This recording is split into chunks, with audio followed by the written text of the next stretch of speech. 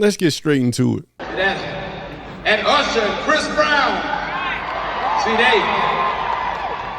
they trying to do something new. Commodores with Earth, Wind and Fire, we were doing that back 40 years ago.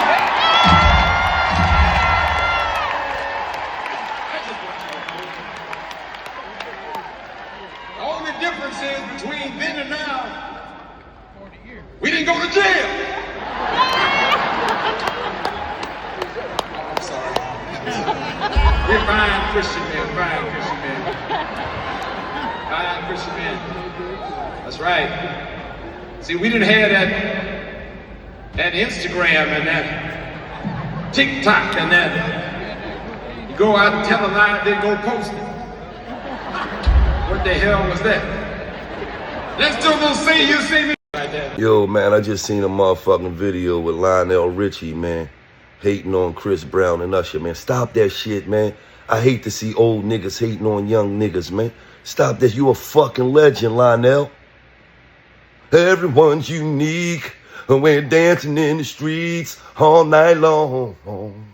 They don't get started. Like, you a legend, bro. You was getting sideways dick sucks before these niggas was even born, bro. You in the Hall of Fame of fucking legends. Like, let them young niggas be great, man. You talk about, dude, we did that 40 years ago. Okay, we supposed to take what the legends did in the past and we supposed to upgrade that shit. Dr. J, he jumped from the motherfucking foul line. Regular ass joint. Boom. Mike came through. That's what you're supposed to do. Like, stop that shit, man. All the old niggas, stop hating on these young niggas, man. Let these young niggas be great, man. Every time you look on the internet, it's some old niggas hating on some young niggas, man. Get that shit up, man. You was getting dick sucks when Martin Luther King was alive, man. Fuck you worrying about these young boys for, man. Right? Nah, see, I don't agree with Gillie's take, right? I think that he interpreted the whole situation completely wrong, you know what I mean? See, I took Richie's statement, man, as a veteran, essentially as a warning to Chris Brown and Usher. You know what I mean? It was him jokingly telling them to be careful, right? I took Lionel Richie's statement as a veteran, essentially giving Usher and Chris Brown game, right? You can tell that he was joking when he made his statements. And he was just telling them to be careful, man, about what they publicly were doing, because he did it in his day, but the environment is different. You know, he wasn't trying to present himself or his generation as morally superior. He was saying we did things too. The difference is you guys are living in an era where everything is being recorded, posted, and interpreted, and potentially used against you. So he was just saying, be careful. That's it. You know what I mean? And one of the things that I dislike about where we're at right now in the culture is that it's become close to impossible to criticize or critique without being called a hater, right? I listened to, I think the guy's name, Ray Daniels, over on his podcast, and he's a guy that I respect greatly, man. He's done a lot of good in his niche. I respect him. But he was having a conversation on his platform, and I think one of the brothers from Earn Your Leisure was on his podcast, and they were talking about the song that Miami made about scamming, and Ray Daniels was basically sharing that same sentiment. Well, you know what? When we was youngsters, we did it too. See, the thing is this, man. We go through things. We supposed to grow through them. When you become older, that age should come with knowledge, intelligence. You know, but more importantly, man, wisdom. Right? That gives you a chance to look back over life and reflect and use your hindsight to make better decisions and to help other people make better decisions in the present. If we're not using our experiences to help the younger generation out, We watched them go through the same struggles that we went through, and that's not what God intended for us. So I challenge Gillie, a brother that I greatly respect, and Ray Daniels, a man who I greatly respect, to challenge themselves to say, you know what, man, you know, we're grown now. We have to put away childish ways. Gillie, man, you were wrong with you know, you were wrong in calling Lionel Richie out. The man's 77 years old, man, almost 80. He done been here a good while, man, and he done seen it, and he could see the coming attractions. So for him to kick knowledge to Usher and Chris Brown, that's a gift. That's a blessing. He's not trying to knock them brothers down, because they're not young. You got Chris Brown, he's 37. You got a family, right? I think Usher is 47. These are veterans, right? And they're using, man, who's to say, man, you pull one of them women on the stage. I seen one situation where the woman was just completely uncomfortable. You know, she filed charges, right? She didn't know that you was going to do what you were doing when you called her up on the stage. She could easily say that you groped her or you sexually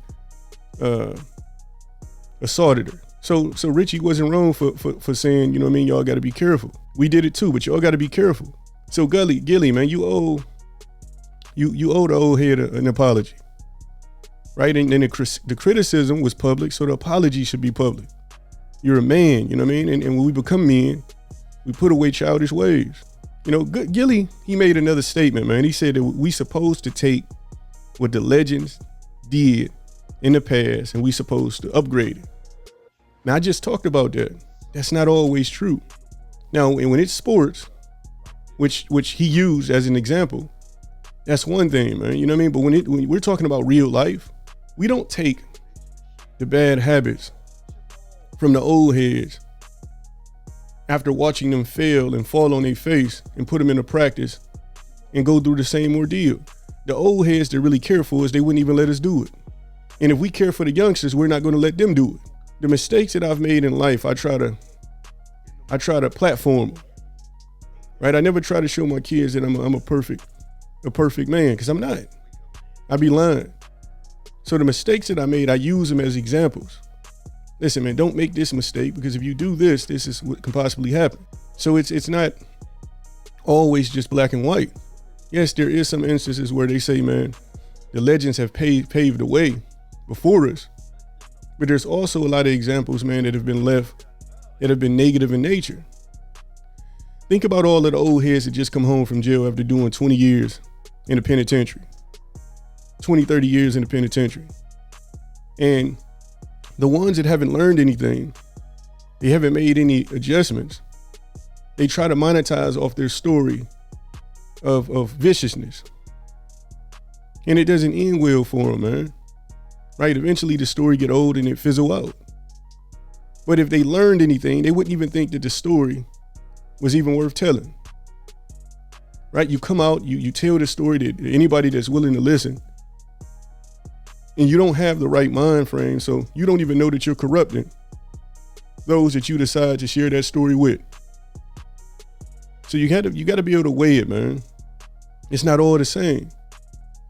So I don't like the fact that Gillie called the old head out, and again, I think that he should publicly apologize to him. And we got to stop this, man.